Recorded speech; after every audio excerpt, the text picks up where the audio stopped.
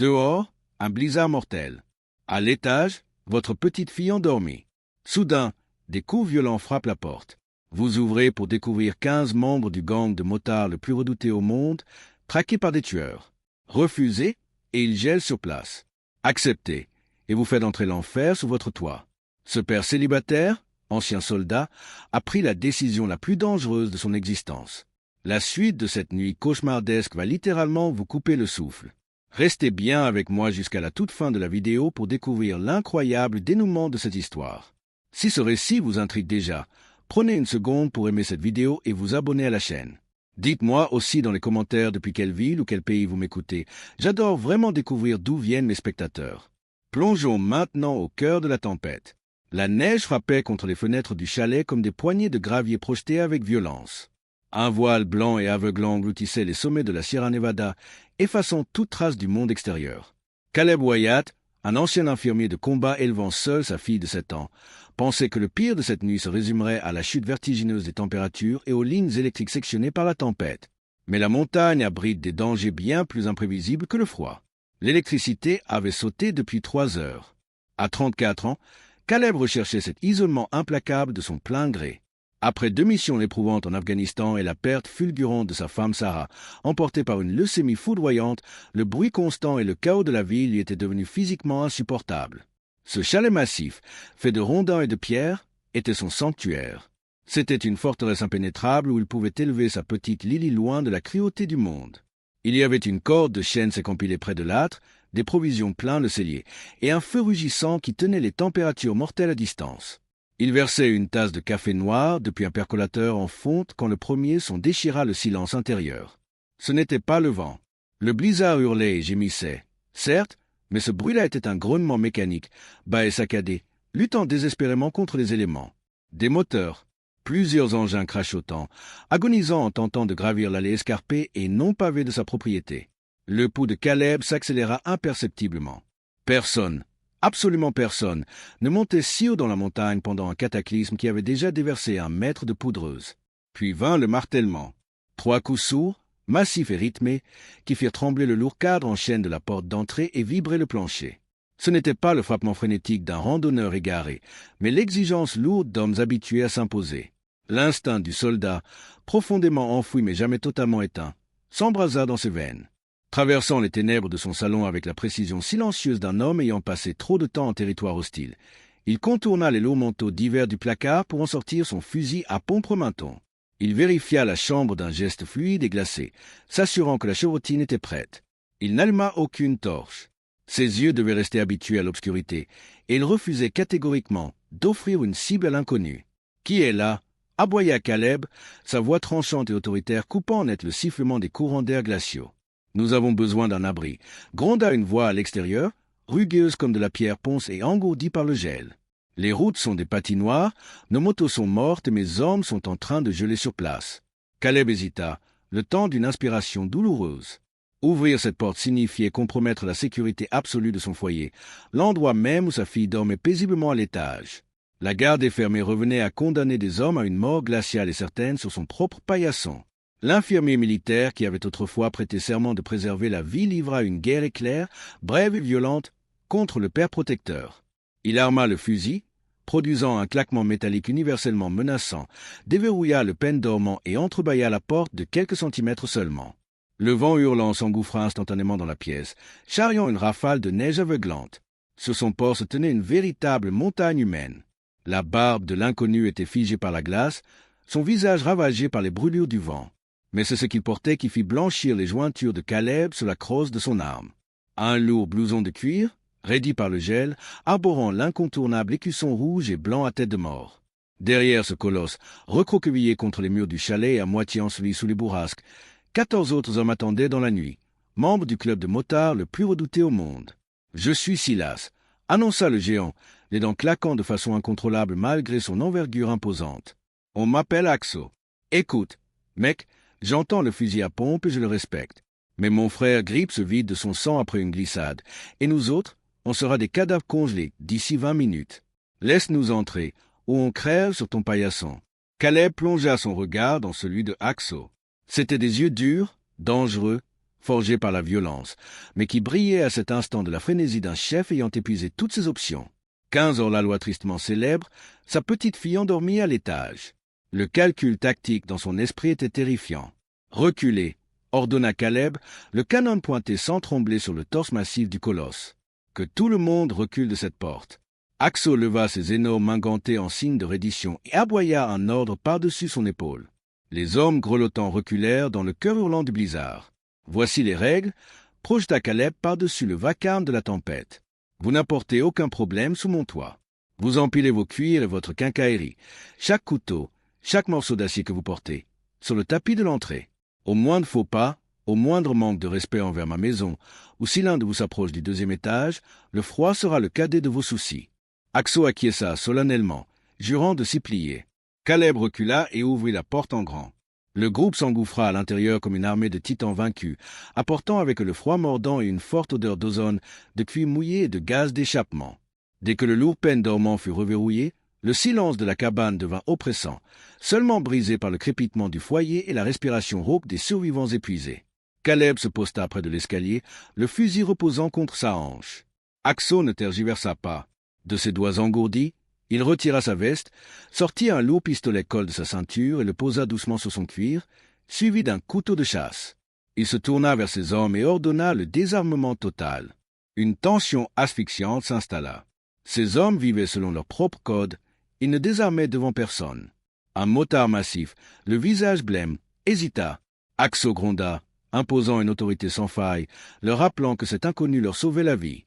Le cliquetis métallique commença alors, formant un véritable arsenal terrifiant sur le tapis. « Asseyez-vous près du feu, mais pas trop vite pour éviter le choc thermique, » instruisit Caleb, la voix posée. « Je vais chercher des couvertures. » Il se retournait à peine quand une petite voix endormie figea la pièce. « Papa !» Caleb sentit son sang se glacer. En haut des marches se tenait Lily, vêtue de son pyjama en flanelle trop grand, serrant l'oreille d'un vieux lapin en peluche. L'atmosphère bascula de façon brutale. Les 15 motards endurcis se raidirent instantanément. Les jurons étouffés cessèrent. Une terreur pure transperça Caleb, non pour lui, mais pour elle. Il glissa immédiatement au bas de l'escalier, faisant écran de son corps. « Tout va bien », murmura-t-il, forçant une douceur rassurante. « Retourne te coucher. » Mais Lily descendit lentement les premières marches, ses grands yeux bleus curieux observant ses géants tatoués. Elle s'arrêta sur le motard qui avait hésité à rendre son arme, un colosse nommé Dutch, dont le cou était mangé par une toile d'araignée ancrée dans la peau. Sous le regard innocent de l'enfant, la dureté dans les yeux de Dutch s'évapora, remplacée par une douceur maladroite et presque craintive. Instinctivement, le géant tenta de cacher ses mains couvertes de cicatrices derrière son dos. « Désolé de t'avoir réveillée, petite mademoiselle, » balbutia-t-il, sa voix grave se brisant légèrement. Lily regarda son père, lui demandant innocemment s'ils avaient froid. Face à la réponse affirmative de Caleb, la petite fille déclara avec le plus grand sérieux qu'elle allait chercher sa courte pointe supplémentaire. Avant que son père ne puisse l'en empêcher, elle tourna les talons pour remonter. Caleb relâcha un souffle qu'il ignorait retenir. Lorsqu'il croisa le regard de Axo, une compréhension profonde et indicible passa entre les deux pères. Le chef du gang s'éclaircit la gorge et murmura avec une ferveur quasi religieuse qui n'apporterait aucune souillure dans la maison de cet enfant, le jurant solennellement sur l'honneur de son blason. « J'apprécie ces promesses », murmura Caleb en déposant son fusil à pompe derrière le comptoir de la cuisine, hors de vue mais à portée de main immédiate. Qui est celui qui saigne? Un jeune motard, arborant l'écusson des recrues, fut poussé en avant. Il était d'une pâleur cadavérique, transpirant à grosses gouttes malgré le froid glacial qui s'infiltrait par les interstices du chalet. Sa jambe droite n'était qu'un amas de chair et de dénime déchiqueté, et un sang sombre et visqueux s'accumulait, déjà lourdement sur le parquet massif. L'infirmier de combat reprit instantanément le dessus. Le père prudent et l'autre méfiant s'effacèrent pour laisser place au sergent Wyatt, de retour sur le terrain. « Dégagez cette table, bougez !» aboya-t-il avec l'autorité tranchante d'un commandant sous le feu ennemi. Dutch et un autre géant balayèrent brutalement les sept de table et hissèrent le jeune homme nommé Grip sur le lourd chêne massif. Caleb fonça dans la salle de bain et en revint avec son imposant sac médical d'intervention, enfilant des gants en nitrile d'un geste sec. Il braqua une torche tactique aveuglante qu'il confia à Axo, lui ordonnant de maintenir le faisceau directement sur la plaie. La blessure était hideuse, une entaille béante de 15 cm plongeant profondément dans le muscle du mollet, frôlant dangereusement l'artère tibiale. « Il a besoin d'un hôpital », constata Caleb en appliquant une pression féroce avec une pile de compresse. Les routes sont impraticables, répondit un motard d'une voix lugubre. Alors ce sera moi, trancha Caleb. Maintenez-le plaqué. Ça va être un véritable enfer. Dutch pesa de tout son poids sur les épaules de Grip. Caleb nettoya la plaie au sérum physiologique, ignorant royalement les hurlements étouffés du jeune homme. Il opérait avec une efficacité brutale, exactement comme il recousait les blessures d'éclats d'obus dans la vallée de Korangal. Il n'avait pas assez d'anesthésiant local pour engourdir la zone. Ses mains étaient des machines de précision implacables, insérant l'aiguille courbe, tirant, nouant, encore et encore.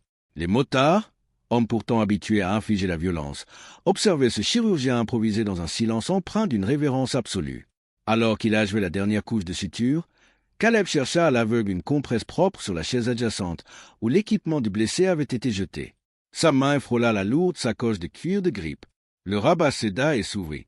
Sous le halo blanc de la torche tenue par Axo, le contenu fut soudainement illuminé. Caleb se figea.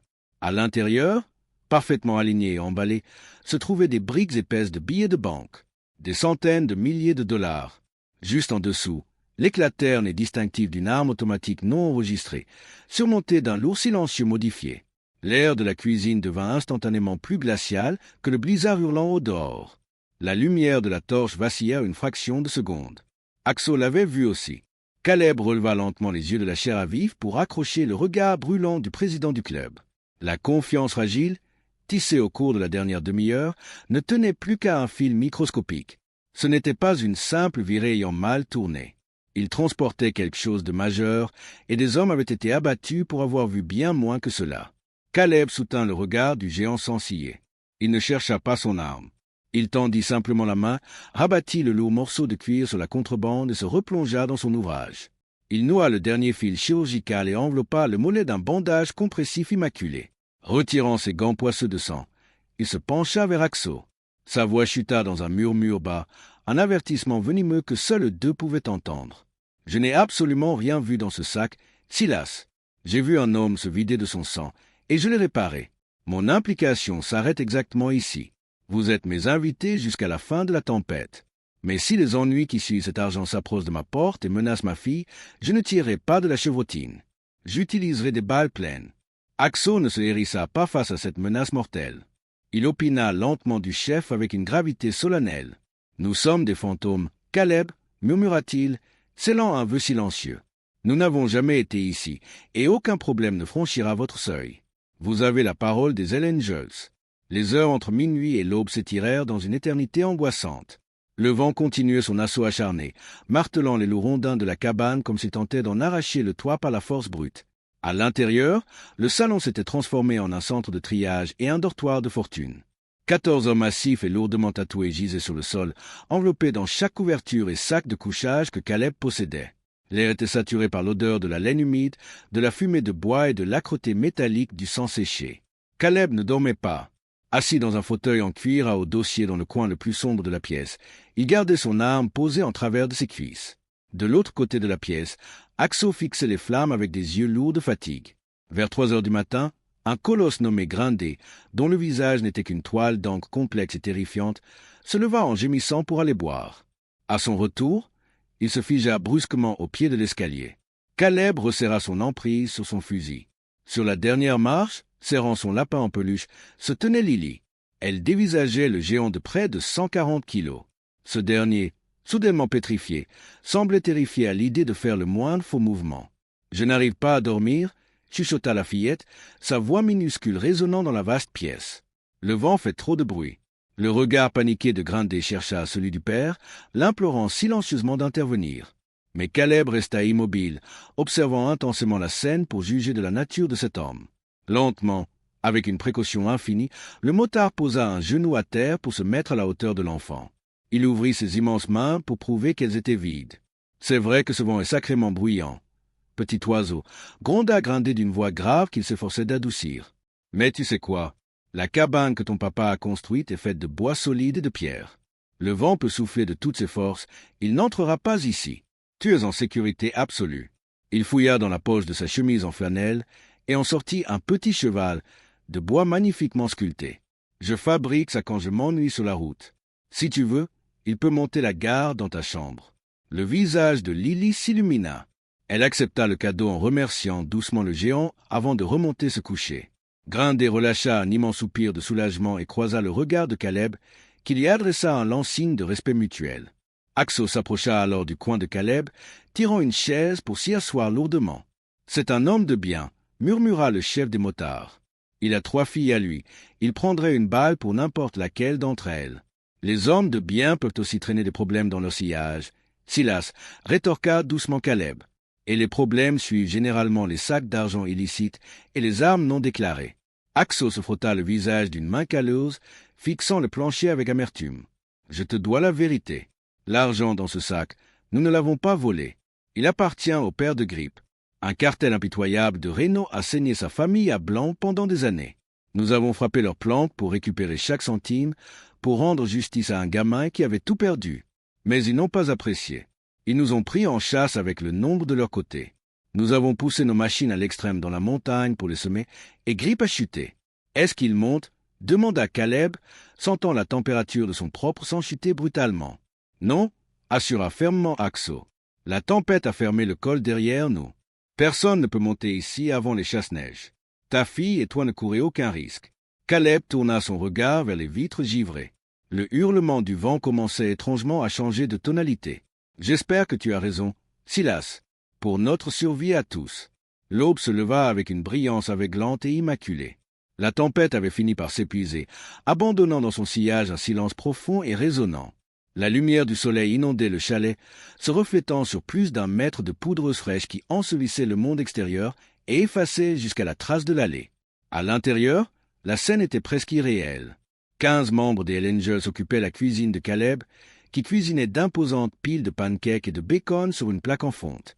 Grippe était éveillé, pâle mais lucide, dévorant son repas avec la faim vorace d'un survivant. Les motards, d'une politesse absolue, aidaient à la vaisselle pendant que Dutch laissait patiemment Lily lui tresser une minuscule mèche de sa longue barbe poivre et sel. Cette paix domestique, aussi absurde que fragile, vola en éclats à 9h15.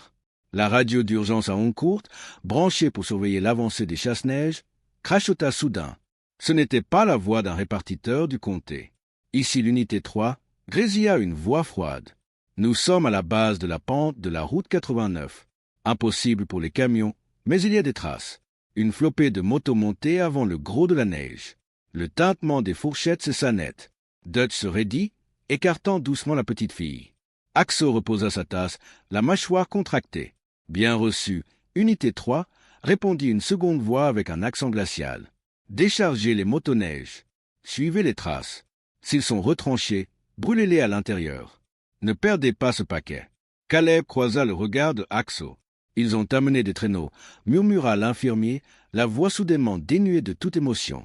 Le cartel de Reno. Le géant se leva d'un bond, son immense carrure irradiant soudain une violence féroce. Ils n'ont pas abandonné au col, ils ont dû réquisitionner le matériel de la station de ski en bas. Caleb, il faut nous rendre nos armes.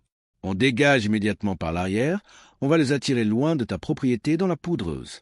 Tu ne feras pas 40 mètres avant de geler ou de te faire abattre, et vous ne porterez jamais Grippe dans cette épaisseur, rétorqua Caleb avec une froideur chirurgicale. S'il vous traque là-dehors, c'est un massacre assuré. Je refuse d'amener une guerre dans la maison de ta fille, rugit Axo, une véritable panique dansant dans ses yeux. Tu nous as sauvés, mon frère, je ne te rembourserai pas en te faisant tuer. Caleb ne haussa pas le ton. Il marcha simplement vers l'entrée et arracha la lourde bâche qui recouvrait l'arsenal. Équipez-vous, ordonna-t-il fermement. Vous ne connaissez pas cette montagne, vous ne connaissez pas le terrain. Moi, si. Ce chalet est construit sur une crête élevée. Il n'y a qu'un seul chemin praticable en motoneige, un couloir étroit entre la limite des arbres et le ravin. C'est un entonnoir mortel. J'ai passé 2 missions à défendre des avant-postes dans la vallée de Korongal. Je sais comment tenir une colline face à un ennemi en surnombre. Mais personne, je dis bien personne, ne tire avant mon ordre. On va les briser, pas déclencher un bain de sang qui attira les fédéraux chez moi. Il se tourna ensuite vers Lily, qui serrait son cheval de bois, sentant le changement radical d'énergie. Il s'agenouilla près d'elle. « Lily, mon insecte, on va jouer au jeu du bunker. Tu prends ta tablette et ton casque anti-bruit et tu descends dans la cave à provisions. Les mauvais hommes arrivent. Papa, demanda-t-elle, les yeux écarquillés. Oui, répondit Caleb avec une honnêteté brutale. Mais ils ne passeront pas le porche. C'est une promesse. Il l'aida à descendre, referma la lourde trappe en chêne et glissa un énorme sac de farine par-dessus. Il prit une profonde inspiration, enfermant ses émotions de père dans une boîte sombre et glaciale de son esprit. Il était redevenu un soldat. En se retournant vers le salon, il vit que les anges étaient armés et prêts. Caleb saisit son rementon et une cartouchière de balles pleines. « Bienvenue à Pine Ridge, messieurs. Présentons ces salopards à la montagne. » La préparation tactique fut bouclée en moins de 10 minutes. Caleb ordonna l'extinction totale des lumières. Il positionna Dutch et un autre tireur à l'étage, leur offrant un angle de plongée mortelle depuis les lucarnes givrées qui surplombaient l'allée. Axo et Grindé prirent position derrière l'épaisse maçonnerie en pierre de la cheminée, flanquant la lourde porte d'entrée. Le reste des motards s'éparpilla, utilisant les murs en rondins massifs comme couverture. Caleb se posta près de la fenêtre, dissimulé par les lourds rideaux. Pendant 5 minutes interminables, il n'y eut que le bruit des glaçons fondant au soleil. Puis, le son les frappa. Le gémissement aigu et enragé des moteurs à 2 temps déchirant l'air vif de la montagne. 4 motoneiges jaillirent de la limite des arbres pour s'engouffrer dans le couloir étroit de l'allée non déneigée. « Ne tirez pas », ordonna doucement Caleb. « Laissez-les entrer dans la clairière. Laissez-les couper leurs moteurs. » Les 4 engins glissèrent dans la vaste étendue blanche de la cour avant, se déployant en arc de cercle avant de s'immobiliser.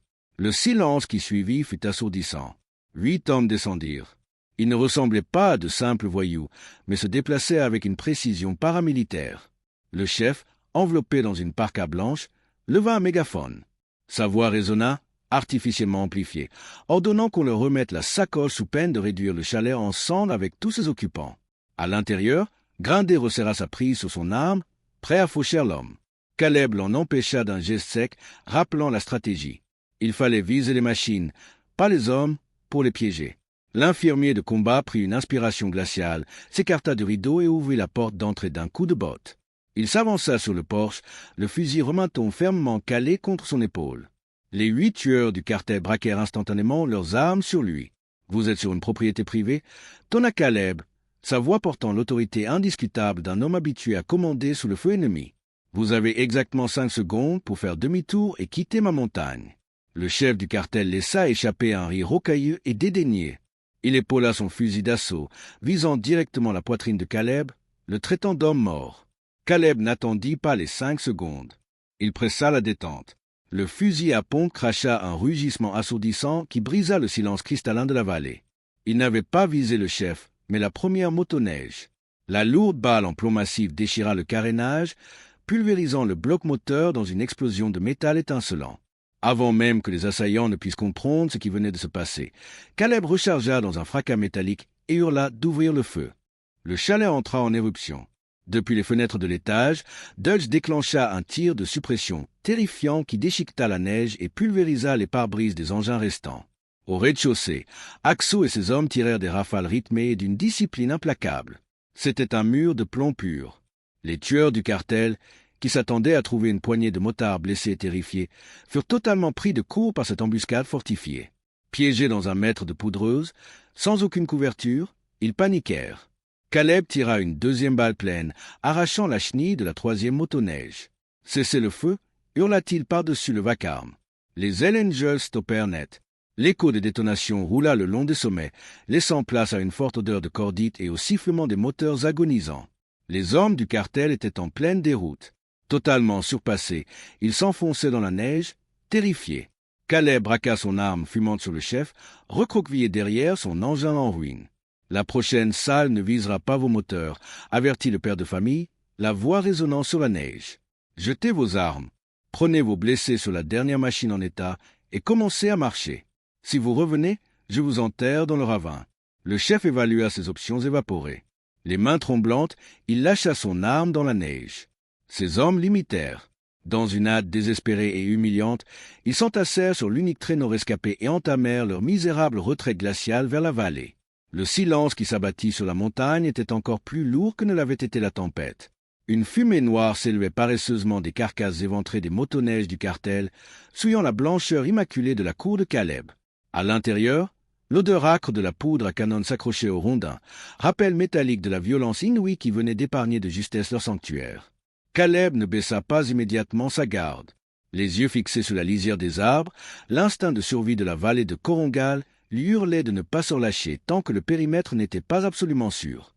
Il aboya des ordres brefs à Dutch et à l'autre tireur, exigeant qu'ils surveillent la descente pour prévenir toute contre-attaque à pied.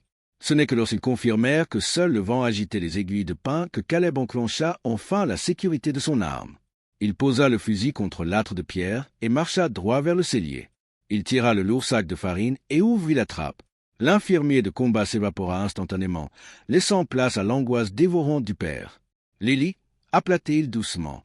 Un instant plus tard, le petit visage de sa fille émergea de la pénombre, le casque anti-bruit toujours fermement enfoncé sur ses oreilles, sa tablette lumineuse entre les mains.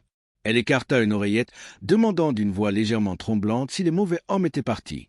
Caleb la souleva sans effort, la serrant à lui briser les os, et lui murmura qu'ils avaient simplement décidé qu'ils n'aimaient pas le froid. Lorsqu'il ramena l'enfant dans le salon, l'atmosphère parmi les Hellangers avait fondamentalement muté. Avant la fusillade, il le regardait avec le respect prudent accordé à un hôte armé. À présent, il le fixait avec la révérence silencieuse et profonde que l'on réserve à un frère d'armes. Il ne les avait pas seulement abrités. Il avait pris la ligne de front pour les protéger, risquant son propre toit et sa propre vie pour empêcher un cartel d'exécuter l'un des leurs. Axo s'approcha lentement, son énorme carrure rendant la pièce soudain étriquée. Il ne sortit aucune arme de son blouson, mais un médaillon en argent massif, lourd et patiné, monté sur une épaisse chaîne. Il portait l'emblématique tête de Morellet du club, mais sans aucun texte, remplacé par les insignes gravés d'un bouclier. « Mon père m'a donné ceci avant de mourir », déclara le géant d'une voix grave qui imposa le silence absolu à chaque homme présent. C'est un laissez-passer, une promesse de sang et de fer. Il posa un genou au sol et tendit le lourd métal à Lily. La petite fille regarda son père, qui acquiesça d'un lent mouvement de tête, et prit le médaillon. Axo se releva et plongea son regard dans celui de Caleb, lui déclarant solennellement qu'il avait une dette envers les Hellangers, une marque qui n'expirerait jamais. Caleb répondit simplement qu'il ne voulait pour paiement que la garantie de voir ses hommes rentrer chez eux en vie. À midi, le rugissement guttural d'un chasse-neige du comté remonta enfin la vallée, brisant officiellement l'isolement. Le départ fut militaire. Les motards, endurcis par la route, arrimèrent Grip, lourdement bandé et anesthésié par les fournitures de Caleb, à l'arrière d'une imposante Harley. Depuis le porche, l'ancien soldat observa les 15 moteurs exploser dans un fracas tonitruant. Axo promit de nettoyer les restes calcinés de la fusillade avant même que la police locale ne pose de questions. Dans un dernier grondement assourdissant, la colonne de cuir et d'acier dévala l'allée fraîchement dégagée, abandonnant Caleb et Lily à la quiétude glaciale et compromise des cimes. Les semaines qui suivirent furent une épreuve d'endurance psychologique vertigineuse pour Caleb. Fidèle à la parole de Axo, 2 hommes silencieux étaient venus au cœur de la nuit pour escamoter les carcasses des motoneiges et la moindre douille tombée sur la propriété. Mais la tension refusait de s'effacer. Caleb connaissait la nature vindicative des cartels et savait qu'il n'abandonnait jamais une fortune sans y poster. Il dormait désormais sur le canapé, son pistolet ancré à la hanche. La véritable mise à l'épreuve eut lieu lorsque la police du comté débarqua dans sa cour. Les agents enquêtaient sur des épaves pulvérisées et des traces de sang retrouvées en bas de la crête. Le cœur martelant ses côtes, Caleb regarda les policiers dans les yeux aimantis avec la froideur absolue d'un vétéran, prétextant que le hurlement du blizzard avait couvert tout bruit extérieur. Il venait de se compromettre définitivement face à la loi pour protéger des hors-la-loi. Au fil des mois, la neige fondit pour laisser place à un printemps verdoyant, emportant lentement la paranoïa. L'hiver n'était plus qu'un souvenir fiévreux. Il croyait la dette soldée. Il se trompait lourdement. C'était un matin de juin immaculé. Caleb buvait son café sur le porche, regardant Lily chasser les papillons, lorsqu'il sentit une vibration sourde remonter à travers les planches. Ce n'était pas un simple bruit, mais un grondement mécanique colossal, un tonnerre roulant qui faisait trembler les arbres. Avant qu'il ne puisse réagir, l'avant-garde apparut. Axo ouvrait la marche, suivi par une véritable rivière de chrome et de cuir qui inonda la montagne. 102 motos rombissantes envahirent l'allée dans une formation d'une rigueur militaire. Lorsque le silence retomba, lourd et spectaculaire, Axo s'avança aux côtés de Grip, qui marchait désormais fermement sur ses 2 jambes. Le chef des motards baissa la voix, son ton devenant d'une dureté implacable, pour annoncer que Caleb n'aurait plus jamais à scruter les ombres. Le cartel de Reno n'existait plus. Les différents chapitres s'étaient unis pour raser leurs planques et anéantir leur hiérarchie, effaçant une organisation criminelle entière pour l'unique protection d'un père et de sa fille. Grundy s'avança alors, offrant à Lily un clin d'œil tendre et tendit à Caleb une lourde plaque en acajou gravée. Le message brûlé dans le bois était clair. Cette propriété était désormais un sanctuaire intouchable, sous la protection absolue de la fraternité. Dutch s'approcha à son tour, glissant une épaisse enveloppe entre les mains de l'ancien soldat. C'était l'argent de la sacoche, blanchi légalement et placé dans un fonds fiduciaire irrévocable, assurant l'avenir et les études de Lily jusqu'à sa majorité. 102 hommes, rejetés par la société, venaient d'ériger une forteresse invisible autour de sa famille. 1 heure plus tard, le tonnerre reprit ses droits. La horde repartit vers la vallée, laissant la montagne à sa quiétude. Caleb Wyatt avait bravé une tempête de neige, mais c'est dans le feu de l'action qu'il avait forgé un pont inébranlable entre deux mondes. Parfois, les gardiens les plus féroces ne portent pas d'armure, mais des cuirs usés par la route. Si cette histoire de courage, de sacrifice et d'honneur inattendu vous a captivé, je vous invite chaleureusement à aimer cette vidéo, à vous abonner à la chaîne pour ne manquer aucun de nos prochains récits, et à partager cette aventure avec vos proches.